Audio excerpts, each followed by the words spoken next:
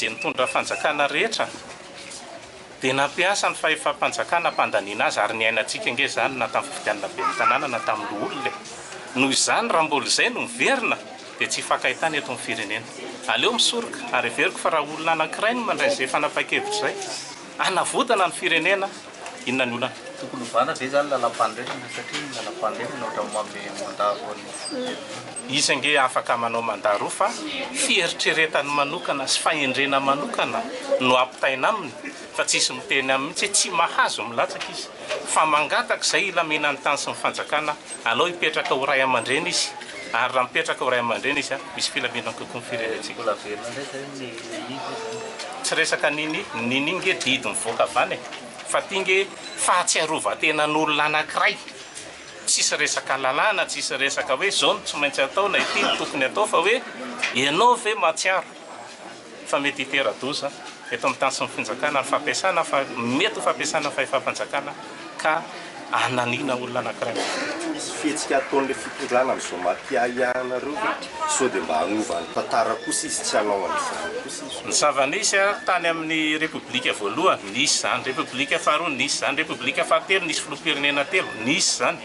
Ary tamin'ity aza dia tsapatsika fa na tamin'ny communal na tamin'ny sénatorial kandidata amin'ireny fotoana ireny ary nahita tsara ny fampiarana zany sandro ny fanjakana zany hampandaniana kandidata kirofo saika akorengy izy ary zany no mahatonga antsika hoe ny fitantanana firenena dia tsy didin'olo tokana ary tsy nekeny malagasy any teny kife lehibe fa ny teny fampiarana ary mifampiheran'ny filoha zay nge amin'ny resaka iny hoe mety ve raha ohatra ka mba tsy milatsaka ianao satria izao no mety hitranga raha ohatra ka manao antery loatra ny fahefam-panjakana mampandany kandidata-panjakana. Amin'ny atoko marina manao ahoana ny hevitry ny atoko marina amin'ireo ancien chef d'État izay mbola hoe manana eritreritry ny rosa.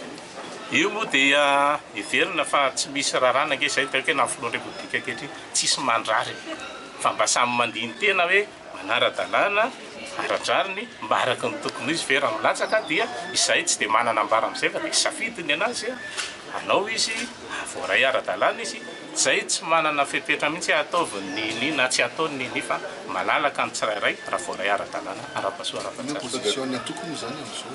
Ny antoko dia napetraka hoe parti d'alternance zay. Inona moa ny parti d'alternance?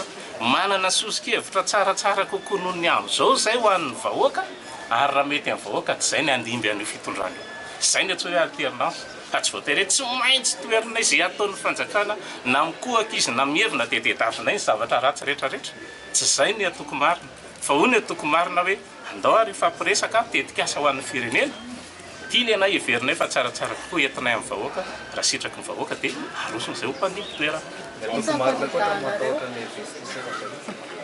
Tsy matahotra ny investisseur vahiny ny atoko marina satria nazavaiko teo fa ny malagasy dia niara-ny asa tamin'ny vahiny hatramin'ny andro ny fahampanjaka fa ny zavatra tsy eken'ny malagasy dia ny vahiny manao tantely afadrakotra ary tsy tantely afadrakotra ary ny teneny fa izay hoe fary be matomamba ka irobohan izay adala rehetra. Mila fepetrapetrakatsika malagasy, mila fifanarahana hoe inona ny tombontsoa amin'ny vahiny dia inona ny tombontsoa antsika fa rehefa tsy mahay miady ny tombontsoa antsika sika dia lasa amin'ny vahiny.